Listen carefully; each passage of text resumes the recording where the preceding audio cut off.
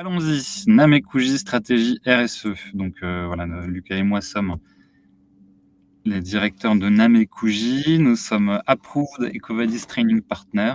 Ça veut dire qu'on est formé par EcoVadis à leur méthodologie. On a des webinaires chaque semaine pour être tenus au courant des actualités, des modifications de méthodologie, etc. Donc voilà, on espère pouvoir vous transmettre toute cette valeur. Et en tant que groupe, Namékouji fait partie de Phelps Group. Et Phelps Group et toutes ses filiales ont obtenu la médaille Platinum cette année. Donc on est très fiers de ça et on espère pouvoir vous emmener au même niveau. Donc Lucas, je te passe la parole. C'est parti. Merci pour cette introduction. Donc, bienvenue à toutes les deux. Donc, je vais quand même rapidement introduire EcoVadis parce que ce webinaire sera destiné à être utilisé en replay. Donc, effectivement, pour pouvoir répondre aussi aux attentes d'autres participants qui n'ont pas pu être présents aujourd'hui. Un rappel très rapide, donc, effectivement, de ce qu'est EcoVadis. Pourquoi le faire aujourd'hui, très important. La méthodologie, et ensuite, on va se concentrer sur les astuces et méthodes pour obtenir davantage de points, ce qui nous intéresse aujourd'hui, effectivement. Donc, rappel, ça a été créé en 2007, c'est français, d'accord? C'est l'évaluation la plus diffusée aujourd'hui dans le monde. C'est une plateforme, un SaaS donc de collecte de données, qui va vous évaluer votre niveau RSE. Donc très rapidement aujourd'hui, c'est entre 130 000 et 150 000 entreprises qui utilisent ou qui sont évaluées EcoVadis dans le monde. Très utilisé par les grands comptes pour évaluer les prestataires. On compte entre 70 et 80 des entreprises du CAC 40 qui évaluent ou utilisent EcoVadis pour identifier leurs prestataires. Ce qui est intéressant aussi, c'est la dimension internationale. Donc aujourd'hui, on a une grosse présence évidemment d'entreprises évaluées en Europe, 55%, mais le reste va se situer donc hors Europe. Par comparaison, un Bicorp, par exemple, c'est 9 000, à peu près entre 9 et 10 000 entreprises évaluées dans le monde, versus 150 000. Donc c'est un avantage, évidemment, concurrentiel. C'est un avantage aussi pour structurer sa donnée, pour identifier ses risques, pour son rayonnement, pour son image et sa marque employeur, et également un gain compétitif et économique puisqu'on va pouvoir obtenir et gagner davantage d'appels d'offres au travers de cette évaluation RSE. Donc voilà, je passe rapidement, les chiffres qui parlent d'eux-mêmes, c'est-à-dire qu'aujourd'hui, on tient compte des critères RSE dans les décisions d'achat, et également les consommateurs aujourd'hui qui vont se tourner vers des entreprises à fort engagement, avec une forte réputation, une belle marque employeur, et donc aujourd'hui, il est important d'avoir le moyen de diffuser son engagement auprès de ses parties prenantes. 4 piliers, d'accord? Très rapidement, environnement, social, éthique et achat responsable. Il est important de rappeler qu'aujourd'hui, le questionnaire donc, va s'adapter en fonction de votre secteur d'activité, en fonction de votre taille et également en fonction de la localisation de votre entreprise. Voilà, on commence à rentrer un peu plus dans le vif du sujet. 3 grands domaines qui nous intéressent ici, sur lesquels on évalue votre maturité RSE. Politique, qui correspond environ à 25% de la note. Les actions, qui correspondent à 40% de la note. Et enfin, les résultats, qui eux vont correspondre à 35% de la note. Hop, pour rentrer un petit peu plus dans le détail, en fait, chaque catégorie, il y a des sous-catégories. Dans les politiques, vous avez politique et adhésion. Dans les actions, vous avez mesure, certification et couverture. Et enfin, dans les résultats, vous avez reporting et observation. On y a intégré également un pourcentage pour que vous puissiez comprendre le poids de chacune de ces catégories et de sous-catégories. Donc, on prend le système de pondération associé à ces indicateurs de management. Donc ça, c'est le système de pondération standard, mais il varie de secteur en fonction des secteurs. Effectivement. Il y a une notion de périmètre quand on aborde, le EcoVadis. Qu'est-ce qu'on va noter? Quel est le périmètre? Ici, on vous a mis beaucoup de détails qui seront à consulter si vous nous demandez le support de présentation. Si je vais vous faire la version synthétique, vous pouvez, faire une évaluation sur l'intégralité du groupe, la maison mère et toutes les filiales, si on prend par le haut. On peut aussi faire par entité, donc un niveau plus bas et tout ce qui va suivre en dessous.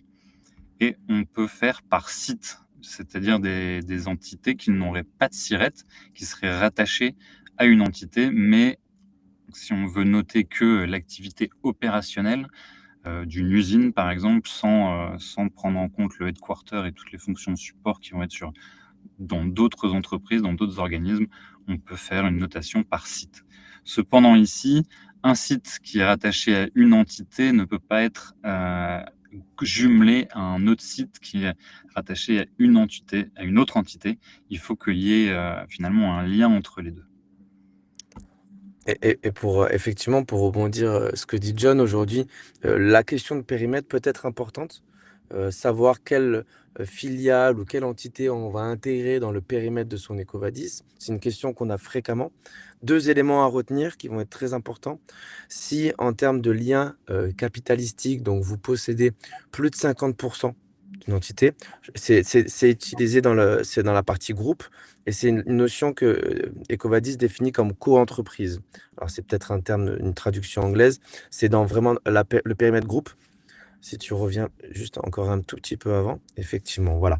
Donc, il faut un pourcentage minimum de 50. En dessous, vous n'avez pas forcément besoin de l'intégrer. Au-dessus, vous allez être dans l'obligation de l'intégrer dans votre scope. Donc ça, c'est quelque chose de très important. Et également, si on revient sur la slide juste avant, vous verrez un chiffre qui est important, c'est ce 80. En fait, vous devez intégrer toutes les entités qui correspondent à 80, soit de votre chiffre d'affaires, soit de votre effectif. Donc 2 choses, lien capitalistique au-dessus de 50, on intègre et parmi tout ça, c'est-à-dire que si vous avez des bureaux commerciaux, qui ne représentent pas et qui ne font pas partie de ces 80, du chiffre d'affaires ou de vos effectifs, on va pouvoir les sortir de votre périmètre d'évaluation. Donc c'est effectivement très important aujourd'hui de l'intégrer cette dimension-là, parce que ça peut venir impacter, évidemment, l'évaluation et le résultat final. Donc si on rentre un peu plus aujourd'hui dans le détail de l'évaluation, vous avez donc le premier périmètre qui va concerner les politiques. Alors les politiques, c'est vraiment un document de formalisation qui va souligner l'engagement de l'entreprise, sur plusieurs niveaux. Donc sur votre droite, vous voyez un format, attendu de la part d'EcoVadis. Alors j'insiste sur certains éléments. Aujourd'hui, EcoVadis, ce qui est important, c'est aussi bien le fond que la forme et j'y reviendrai un peu plus tard. Donc aujourd'hui, votre politique doit se composer de ces différents éléments. Votre périmètre, comme on l'expliquait avant, quels sites sont couverts, quel pourcentage de vos effectifs sont couverts par votre politique. On vous engage fortement à inclure 100 de votre périmètre et ensuite vous allez avoir 2 éléments, les objectifs qualitatifs ou les objectifs quantitatifs. Sur votre gauche, vous avez un exemple d'objectif qualitatif, par exemple réduire notre impact environnemental en augmentant l'usage de matériaux recyclés. Objectif qualitatif. Et ensuite, vous allez devoir intégrer un objectif quantitatif. Atteindre 75 par exemple de matériaux recyclés dans la production d'ici 2030. Donc ces notions d'objectifs, sont, intégrées dans les principes de notation, c'est-à-dire que si vous ne les intégrez pas dans votre politique, vous allez perdre des points. Ensuite, 2 éléments qui vont être essentiels, c'est la répartition des responsabilités. D'accord? Votre système de révision et d'examen de politique, ça c'est très important également. Ce sont les 2 éléments qu'il faudra intégrer dans chacune des politiques que vous allez réaliser. Voilà, donc ça, c'est un premier tips, hein, pour augmenter sa note. Parfois, on pense avoir une politique et c'est vrai, mais peut-être qu'elle reste qualitative. Rajouter des objectifs quantitatifs, préciser le périmètre et la couverture de ces objectifs, la gouvernance et le mécanisme de révision, ce sont des éléments attendus pour qu'une politique, gagne tous les points et qu'elle soit vue comme telle par EcoVadis. Sans oublier la notion de temporalité.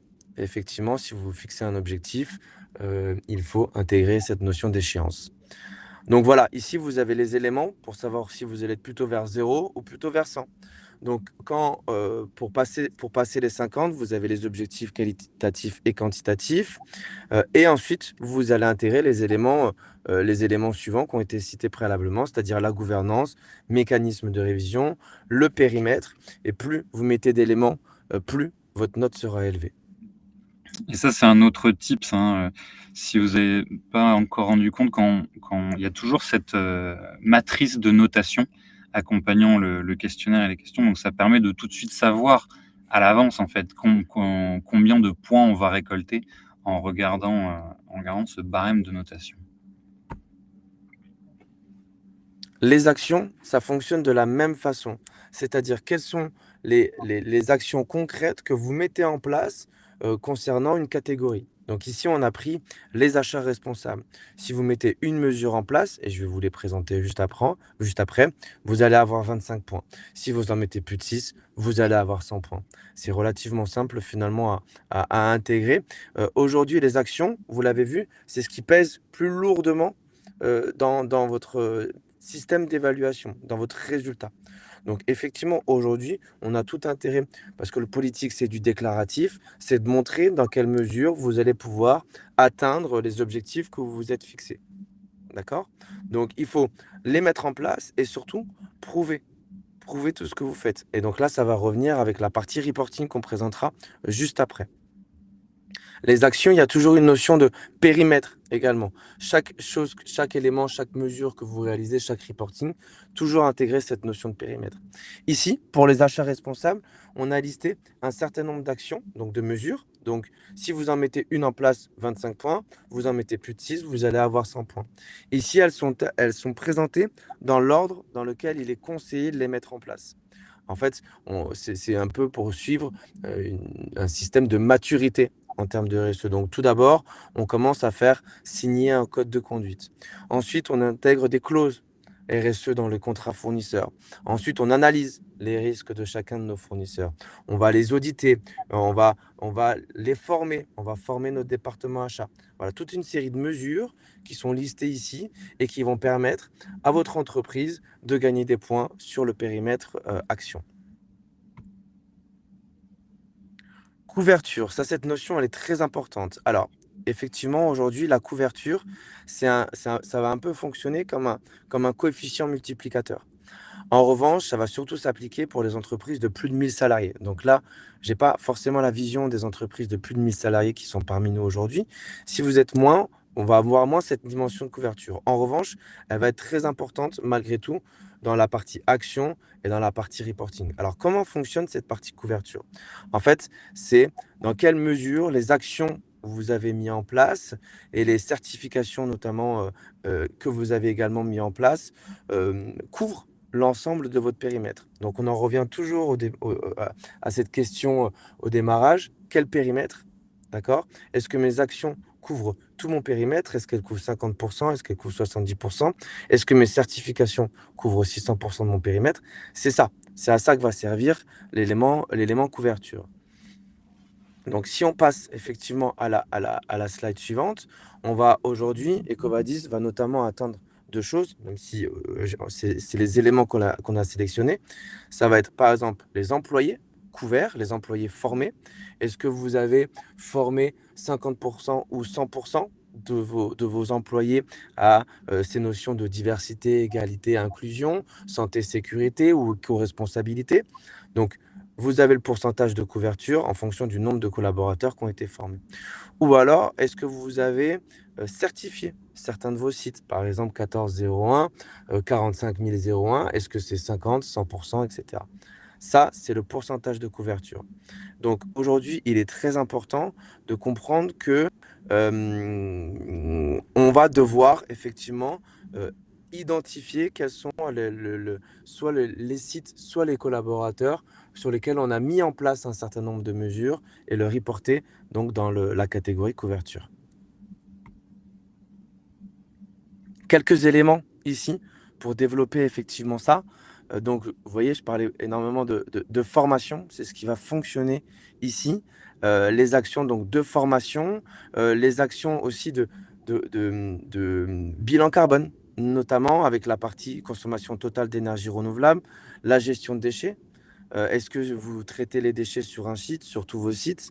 Le suivi de consommation d'eau, de ressources, et également, si on se concentre sur la partie certification, comme je l'évoquais, avec le nombre de sites qui sont couverts par une ISO 1401, le nombre de sites, qui répondent à certaines problématiques spécifiques liées à votre activité.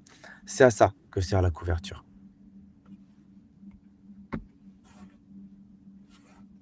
À nouveau, une autre façon de mettre en place ces différentes actions, heu, on forme les employés, ça c'est un élément qui est attendu dans chacune des catégories d'EcoVadis.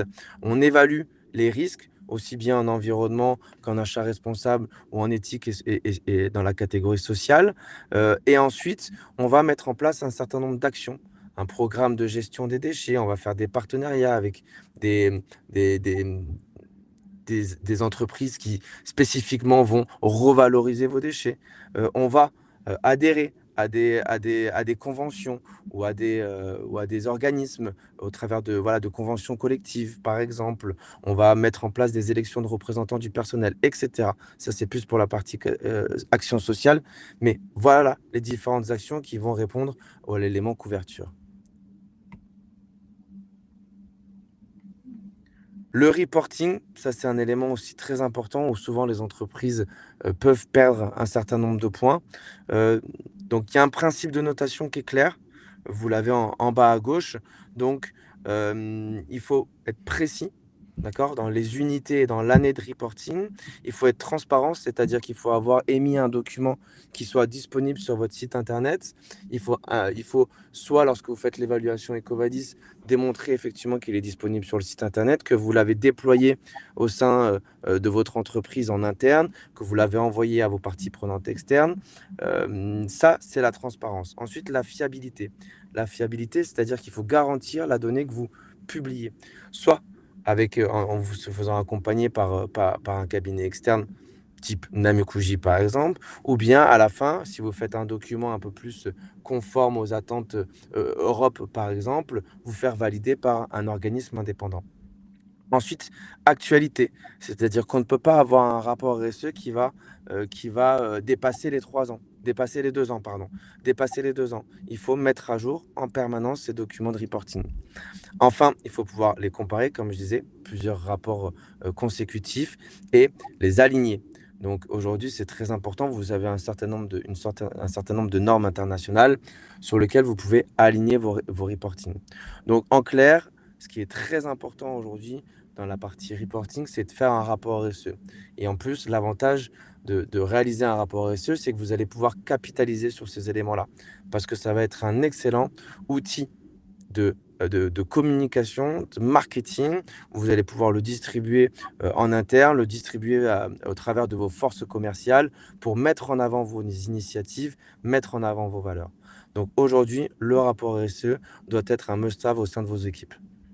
Ouais, c'est vraiment, l'outil qui permet de gagner des points. On va le voir après dans les pièces justificatives, mais, d on a une limite en termes de nombre pour, apporter des pièces justificatives et on n'a pas le droit de les compiler en un document PDF, des pièces différentes, bien sûr. C'est le hack qui n'est pas permis. Par contre, créer un rapport, RSE qui va consolider, différents éléments, ça, c'est tout à fait permis. C'est cohérent et ça c'est du reporting. Donc vraiment se présenter devant EcoVadis avec un beau rapport RSE, c'est tout de suite un avantage.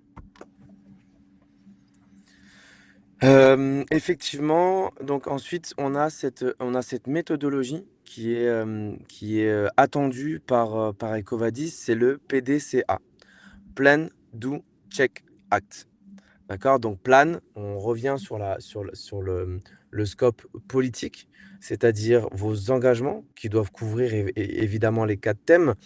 On vous invite à avoir un document, comme disait John effectivement, à pas fusionner vos politiques. Parfois, on fusionne une politique parce qu'on a une politique RSE et donc on dépose la politique RSE et dedans, il y a achat responsable, éthique, sécurité de l'information et cetera. On vous conseille vivement de séparer ces différents éléments, tout en couvrant donc les différents thèmes. Très important, ces documents, ils doivent être signés par la direction, mis à jour. D'accord? Ils doivent être officiels, c'est-à-dire qu'on n'est pas sur, un screenshot, de votre mail, mais vraiment sur un document officiel charté avec vos logos. On y reviendra juste après, mais un document que vous publiez où vous n'avez pas votre nom qui s'affiche ou votre nom d'entreprise ou votre logo ne sera pas valide. Et enfin, on revient sur les éléments qu'on vous a présentés, c'est-à-dire les périmètres, les objectifs et cetera. D'accord? Ensuite, on va avoir donc cette partie, mesure, donc d'où, ou alors pardon, je vais partir sur l'adhésion, les engagements externes qui font partie de la politique. Très important d'adhérer à un certain nombre d'organismes ou d'initiatives. Les plus connus sont par exemple le Global Compact, qui est finalement assez simple à réaliser et qui va vous permettre d'obtenir des points. C'est une lettre, on s'engage, chaque année on révise, il y a un petit coût caché derrière tout ça évidemment, mais qui est assez peu élevé et surtout qui aujourd'hui a un caractère assez obligatoire quand une entreprise s'engage en termes de RSE. Une autre initiative que vous voyez juste après, c'est le Science Based Target Initiative, le SBTI. Donc ça, c'est une initiative, qui va être orientée plus plan de décarbonation, pour des entreprises qui souhaitent s'engager dans une stratégie de décarbonation et de transition exigeante, publique, puisqu'en fait on s'engage publiquement, et en fait on va devoir, prouver qu'on notre plan de transition est aligné avec les accords de Paris. C'est une très belle initiative qui va avoir un fort avantage concurrentiel, qui, nécessite évidemment des moyens, des ressources, mais qui peut être aussi un très beau levier pour répondre aux attentes de vos clients et de vos partenaires. Et enfin, par pardon, Oui, excusez-moi. j'allais ajouter que ça résonne bien à l'international. Tout C'est à encore un fait. petit peu connu le SBTI en France, mais à l'international, c'est très établi. Effectivement, et après vous avez d'autres initiatives qui peuvent être, aussi importantes, charte de l'éthique, numérique responsable, voilà, un certain nombre d'initiatives qui peuvent être plus sectorielles vont fonctionner également. Enfin, vous avez la partie donc mesure, comme je disais, donc dans le doux, les, les exigences de preuve d'action. Donc les procédures internes, très important, sécurité de l'information, les procédures, au niveau de l'éthique, quel va être le référent en cas de problématique, éthique? Quel canal de signalement? Est-ce que vous avez une procédure d'alerte? Tout ça, c'est aujourd'hui attendu par EcoVadis en tant que preuve d'action. Les programmes de formation, comme je disais, c'est très important aujourd'hui de sensibiliser vos collaborateurs. Alors, il peut y avoir différents modules et modes de formation. On n'est pas obligé de faire des formations qui durent des jours et des jours. Aujourd'hui, des sensibilisations e-learning peuvent déjà, dans un premier temps, satisfaire les attentes EcoVadis. L'idée, c'est de pouvoir engager et faire monter en connaissances et en compétences les collaborateurs sur les différents sujets que compose la RSE. Et si vous avez des formations qui sont spécifiques, effectivement, EcoVadis attendra les preuves de formation. Donc aussi bien les documents ou alors les feuilles d'émargement et les photos lors de votre formation ou d'une fresque du climat, on les met dans le rapport RSE et tout ça, c'est cohérent et tout ça vous fait gagner des points. Également, après, si vous avez des preuves encore plus intéressantes, tout ce qui va être audit, réalisé par des organismes indépendants. D'accord? Et enfin, cette partie, pardon, check pour finir. Ce qui est très important aujourd'hui, les ISO, parce que certification, il y a peu moyen de prendre des points autres que, avoir une vraie certification ISO. Attention, j'y reviendrai juste après, l'ISO 9001 ne fait pas partie des ISO qui vont vous permettre de gagner des points. Mais bien ici 14 000, 45 000, 27 001 par exemple pour la sécurité de l'information. On a une toute petite question, est-ce que j'y réponds tout de suite? Quelles preuves peut-on apporter dans le cas d'une formation e-learning? Alors par exemple, Donc je vais prendre notre cas. Nous, en fait, on met à disposition des modules e-learning pour nos clients. À la fin, ils reçoivent un certificat, un petit badge. Bravo, vous avez été formé 1 heure, vous avez un quiz, vous devez y répondre. Si vous avez moins de 80 sur 100, bah, il vous faut repasser. Si vous l'avez, vous obtenez le badge et à la fin, on peut se dire: «Bon, ben, voilà, 60 de mes collaborateurs ont été sensibilisés». La preuve au travers de ces badges et au travers de cette contractualisation de modules e-learning et cetera. Donc ça va être vraiment, en fait, comment on est capable de prouver, au travers de ces badges que tout le monde a été formé et sensibilisé. Je vous en prie. Hem, Là, les éléments importants pour voir ce qui va être valide ou non valide. Donc comme je le disais aujourd'hui, les rapports RSE, ou tout élément, intégrant des KPI ne doit pas avoir moins de 2 ans. Donc en fait, chaque année et après, ce qui est intéressant, c'est pas de prendre EcoVadis comme une contrainte, hein, mais que ça puisse orienter votre stratégie, identifier vos forces et vos faiblesses, développer des nouvelles opportunités. Donc en fait, il faut suivre ces KPI comme un tableau de bord en se disant: «Bon, ben, voilà, je mets à jour annuellement mon tableau de bord et ça me permet de répondre à EcoVadis».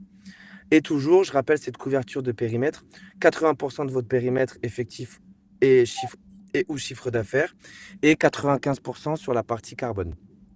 D'accord? Tous les KPI, valides, vous les avez ici. Donc, si vous avez fait votre bilan carbone, scope 1, 2, 3 et si vous ne l'avez pas fait, je vous invite très, très fortement à le réaliser puisque la partie environnement, globalement, c'est, tous les éléments carbone sur lesquels vous allez devoir répondre et ensuite tout ce qui va être consommation de ressources, la gestion de tri pour la partie environnement. Pour la partie sociale, tout ce qui va être taux de gravité, taux de fréquence, votre composition d'équipe, pourcentage de personnes en CDI, en CDD, contrat de professionnalisation, et cetera. Et enfin, sur la partie achat responsable, notamment, le nombre de fournisseurs qui ont été audités, les cartographies, le pourcentage d'audit de fournisseurs à risque, le pourcentage d'auditeurs qui ont signé votre charte d'achat responsable. Tout ça, ce sont des KPI sur lesquels il va falloir travailler et les intégrer dans votre rapport. Donc en numéro 2, vous voyez les documents valides, hein, comme je disais, vos politiques, vos certificats, le rapport RSE, toujours, on insiste très fortement, mais ça va être un super outil pour gagner des points dans tous les domaines et en plus pour pouvoir rayonner auprès de vos parties prenantes. Et enfin, les documents non valides, ça aussi, ça nous intéresse. Vous mettez pas de logo, c'est pas pris.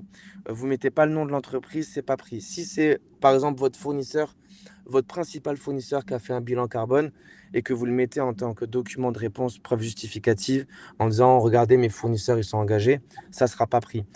Les documents, comme je disais, plus de 2 ans pour les reporting, ça va pas être pris non plus. Des screenshots, des photos un peu illisibles ou floues, ça sera pas pris. ISO 9001, souvent des entreprises l'ont réalisé et l'intègrent en tant que pièce justificative. Ça concerne plutôt le management, donc ça va pas être pris également. Donc voilà, il y a un certain nombre d'éléments qui sont très importants. Je le rappelle aujourd'hui, EcoVadis fonctionne aussi bien sur la forme que sur le fond. Vous avez des auditeurs qui évaluent vos documents, mais vous avez aussi de l'IA derrière tout ça. D'accord? Donc si l'IA n'a pas trouvé le bon mot au bon endroit, eh bien, en fait, vous pouvez avoir un document qui est top parce que vous avez mis plein de choses en place, mais il est pas bien charté, pas bien présenté. L'IA va pas le lire. OK?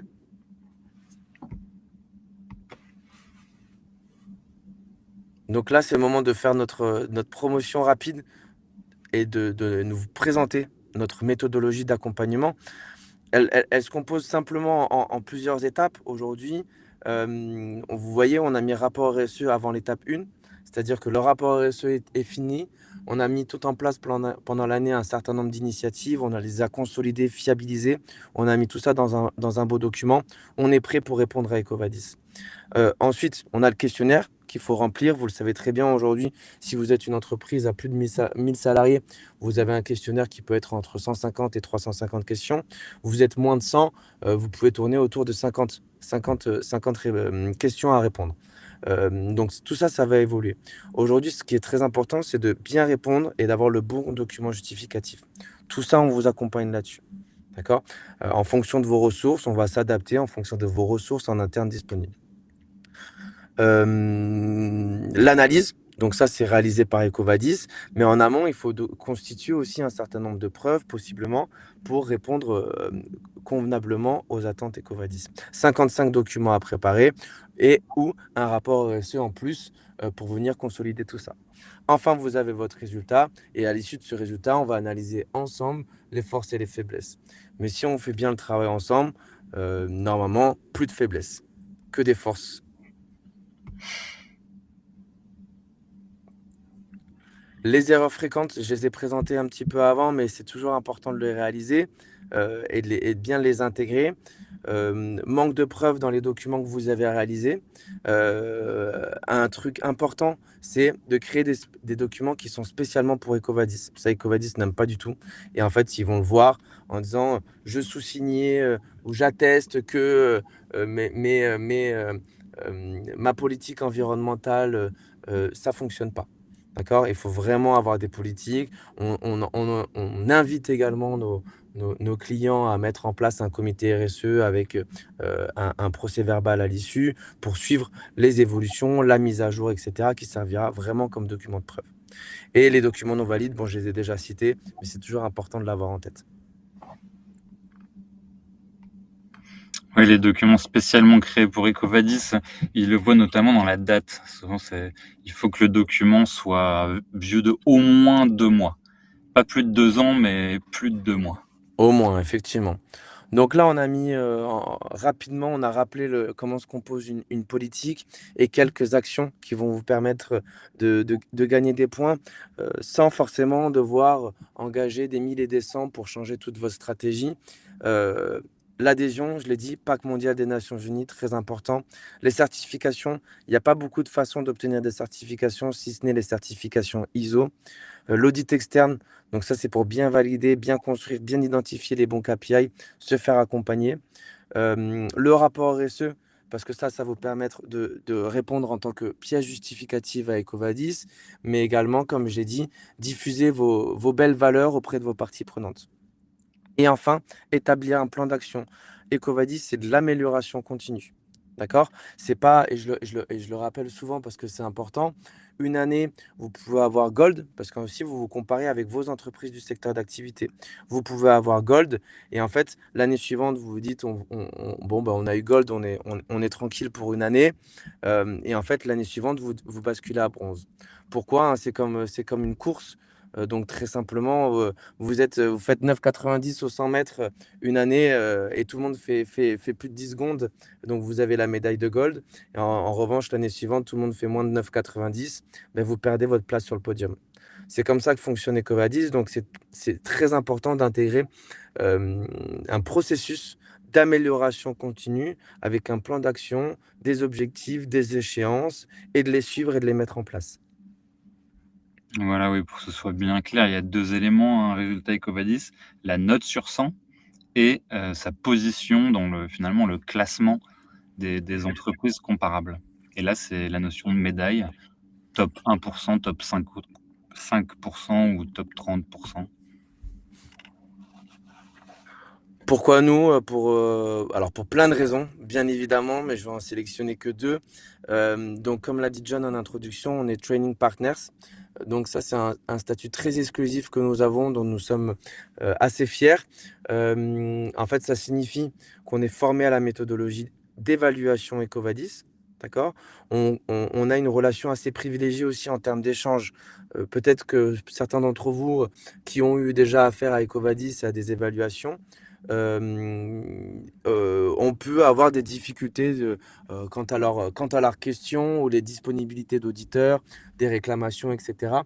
Quand vous fonctionnez avec un training partner et nous particulièrement, donc nous on s'engage à avoir une facilité d'échange avec EcoVadis et d'avoir du coup un taux de réponse et une réactivité plus importante. Et également, ce qui est intéressant avec ça, c'est qu'on vous donne tous les éléments pour que vous puissiez en interne pouvoir maîtriser parfaitement cette évaluation EcoVadis et au bout de quelque temps d'être complètement autonome. Et enfin, Platinum, pour tous ceux qui ont fait EcoVadis parmi nous et qui ont une médaille et une évaluation, savent qu'aujourd'hui Platinum, bah, c'est quand même c'est top 1% monde et ça signifie une chose, que on applique ce qu'on conseille et que ça fonctionne. J'ai vu qu'il y avait une petite question effectivement, donc une évaluation une fois par an pour l'ensemble des entreprises. Alors effectivement, EcoVadis, c'est à mettre à jour chaque année. Donc si vous déposez, en juillet, par exemple, votre dossier EcoVadis, l'année suivante, ça sera à la même date. Pour l'ensemble des entreprises, ça va dépendre du périmètre que vous avez identifié. Donc effectivement, si vous êtes sur un périmètre groupe, il va falloir inviter les différentes entités de ce groupe-là à répondre à EcoVadis. Donc dès le démarrage, il faut que vos politiques intègrent, toutes ces entités-là, les mesures et le reporting également. Alors on a une deuxième petite question, effectivement, je vous en prie, allez-y, hein, le chat est fait pour ça. Posez toutes vos questions. Hem, Oui, Par exemple, pardon, je lisais là. la question de Lorraine, je pense que la réponse est oui. Le rapport RSE, c'est le bon endroit pour partager ses KPI. Tout à fait. C'est effectivement ça va fonctionner comme ça. Vous allez avoir un tableau de bord, en fichier Excel qu'on va suivre, et ce fichier Excel, on l'intégrera, dans le rapport RSE, et donc ça nous permettra de suivre l'avancée de vos indicateurs, et ça fonctionnera comme pièce justificative. Voilà pour EcoVadis. Après, on avait une partie où on présente le cabinet. Donc effectivement, Namékouji, on se veut radicalement différent dans le sens où on intègre la RSE pour rendre l'économie plus résiliente et comme une opportunité. On prend les choses de manière vraiment positive et on fait partie du groupe Phelps. Voilà, donc c'est tout ce groupe-là qui est le Platinium, EcoVadis Platinium. Donc on est la cellule agile RSE dans un groupe solide. On a le meilleur des deux mondes et on aime accompagner les entreprises dans leur démarche RSE à partir du premier pas. Si on regarde la RSE comme un escalier, il faut que chaque marche soit bien solide. Donc voilà, on consolide chaque étape. D'abord le diagnostic RSE avec un ISO 26000 comme bible et guide. Transfert de connaissances et sensibilisation, on l'a vu que c'est très important pour EcoVadis en termes de couverture, ça vaut des points. Et c'est très important aussi pour la réussite d'un projet RSE, de mettre tout le monde au même niveau de Ah, compréhension et de on motivation. t'entend plus, John. Vraiment. Enfin, peut-être que c'est que moi, mais moi j'ai perdu le son. Allô, allô? Vous m'entendez? Je t'entends plus. OK, bah, Ah, bon, bah, vous entendez, bah, tu peux continuer effectivement. donc voilà, on arrive sur la Je sais pas co-construction pourquoi j'ai d'une perdu le feuille de son. route pour se donner ses priorités à court moyen terme. Puis, elle vient l'heure des études quantitatives avec un bilan de gaz à effet de serre en premier lieu. On peut travailler sur une stratégie de transition basée sur ces données, analyser les sujets matériels et travailler l'impact, le risque et les opportunités de chaque enjeu RSE. Consolider tout ça dans un rapport RSE et se présenter vers la labellisation ou une certification pour valoriser et crédibiliser toute cette démarche. Ensuite, c'est le suivi et l'amélioration parce que le RSE, c'est l'augmentation de la valeur intrinsèque de votre entreprise sur le temps long. On travaille vraiment la résilience, on travaille vraiment la stratégie à long terme et ça se valorise dans la valeur de l'entreprise. La RSE, on va ressentir l'augmentation de valeur de l'entreprise à travers l'amélioration de votre image, la consolidation des ventes et EcoVadis est typiquement un exemple de consolidation et la facilitation de management. Donc tes trucs là, ton micro, hop, je t'entends de l'autre côté. Voilà. Donc le ROI RSE, voilà, on a listé tout un tas d'arguments en termes d'image pour attirer les talents, fidéliser les talents. Ça fait une différence d'identifier des valeurs sur lesquelles vos talents peuvent s'aligner. Ça crée vraiment un sentiment d'appartenance et ça augmente même la productivité des talents. Voilà, c'est un signe de modernité et de tendance, hein, la RSE. Ça aide à la communication externe, ça a un très fort pouvoir sur l'image de marque, sur vos relations clients. C'était un élément différenciant dans le sens où, il y a 5 ans, on était finalement, un parmi the happy few à faire de la RSE. Maintenant, c'est l'inverse. Ceux qui font pas de RSE sont différenciés dans le mauvais sens parce que vraiment, la majorité s'y est mis. Dans les appels d'offres, il y a des notions RSE, ça fait partie, ça peut aller jusqu'à 20% des notes d'une réponse à appel d'offres. Donc ça consolide ses parts de marché. Et après, voilà, il y a cette notion de B2B préférentiel qui se met en place parce que une trajectoire de décarbonation, une démarche RSE, ça se fait pas tout seul. Ça se fait avec ses fournisseurs et avec ses clients. Donc à partir du moment où on se lance là-dedans et on le publie avec un EcoVadis, les fournisseurs qui vont pas s'aligner avec la stratégie d'un capitaine d'industrie vont peu à peu être mis de côté ou en tout cas ne resteront pas dans les fournisseurs préférentiels. On a des exemples. Le groupe Accor a annoncé à tous ses fournisseurs que s'ils avaient moins de 50 sur une notation EcoVadis, ils rentraient dans une démarche un peu compliquée où ils allaient avoir un auditeur sur site pour voir ce qui ne va pas. En tout cas, voilà, avoir plus de 50 EcoVadis, ça garantit des bonnes relations avec le groupe Accor. C'est un exemple parmi d'autres. Et en termes de management, il y a la conformité réglementaire. Aujourd'hui, les lois et les obligations de la RSE, elles sont un peu disséminées dans plein de textes de loi, plein d'obligations. On ne suit pas forcément tout. En plus, ça avance, ça recule. Donc voilà, être au fait de la RSE, ça permet d'apporter une conformité réglementaire. On travaille l'éco-efficacité, ça peut baisser les coûts.